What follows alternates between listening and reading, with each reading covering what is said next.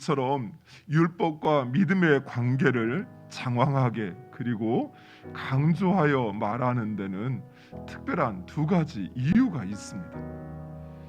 우리가 이 두 가지 이유를 알고 이 율법과 또 믿음의 관계를 들으면 이해가 되기 시작해요. 첫 번째는 할례나 율법의 준수를 요구하는 것은 곧 예수 그리스도의 구속 사역을 무효화시키는 것이기 때문입니다.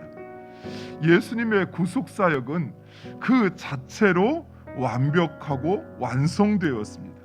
그래서 결코 다른 그 무엇인가를 요구하지 않는다라는 것이에요.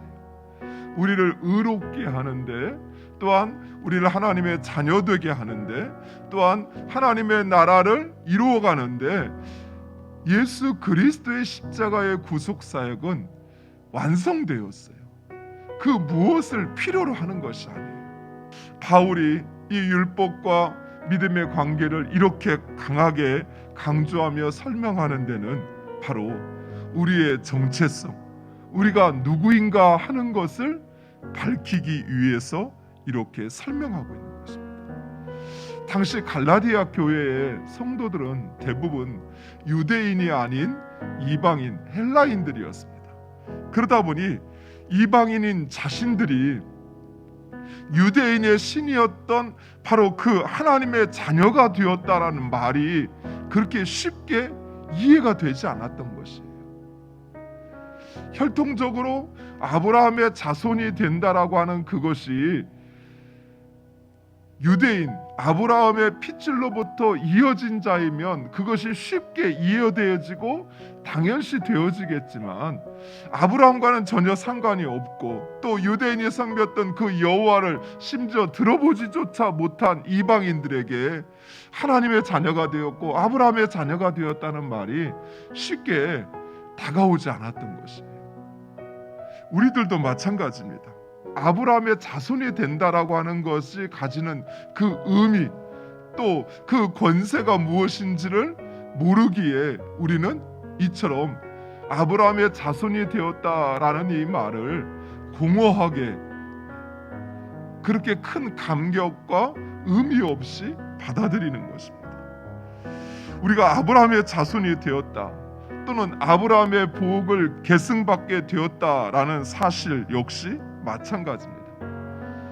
이스라엘 백성들이 아브라함의 복을 상속받는다라고 하는 그 의미는 하나님께서 아브라함에게 약속하신 그 모든 것이 이제는 자기의 것이 되었다라고 하는 의미입니다. 우리가 예수 그리스도를 믿음으로 그 하나님의 언약을 따라 의롭다 함을 입은 하나님의 자녀가 되었다라는 것입니다.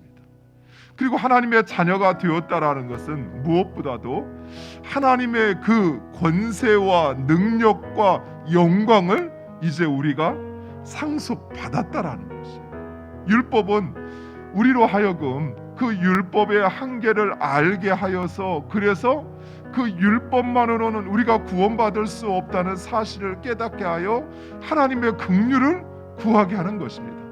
그리고 그 하나님의 긍휼은 예수 그리스도의 구속 사역이고, 그래서 이제 그 초등학문을 떼고 나서 우리는 온전히 하나님과의 관계 속에서, 위대한 스승이신 하나님과의 그 관계 속에서 우리의 삶의 참 진리를 깨닫고 그 삶을 살아가는 것이에요. 율법은 바로 거기까지라는 것입니다. 사랑하는 성도 여러분, 이처럼 율법의 특성은 오히려 우리로 하여금 예수 그리스도의 구속 사역이 왜 필요한지를 분명하게 깨닫게 할 뿐만 아니라 우리의 정체성이 무엇인지를 우리로 알게 하는 것입니다. 그래서 바울은 이처럼 율법과 믿음의 관계를 장황하고 또 강조하며 설명하고 있는 것입니다. 예수 그리스도를 믿는 자, 그는 이제 예수 그리스도와 함께 십자가에서 죽고, 그리고 예수 그리스도와 함께 다시 살아난 새로운 존재인 것이에요. 바로 우리가 그런 존재인 것입니다. 예수 그리스도와 함께 죽고 예수 그리스도와 함께 살았다라는 것은 바로 하나님의 자녀가 되었다는 의미이기도 합니다. 하나님의 자녀는 곧 하나님의 상속자요, 우리가 받아야 할 상속은 하나님의 능력과 권세와 영광입니다. 그것을 받으셔야 돼요. 아니, 받았다는 사실을 분명히 확신하시고 누리시기 바랍니다. 이 땅에서 하나님의 그 권세, 땅을 창조하시고 주관하신 하나님의 권세를 누리셔요. 여러분의 입술로 선포하셔요. 문제 앞에 두려워하고 또 위축해하지 말고 그 문제 앞에서도 당당하게 말씀하시고 선포하시고 또 하나님의 그 능력과 영광을 이 세상에서도 하나님의 나라에서도 누리는 여러분 되시기를 간절히 축원드립니다.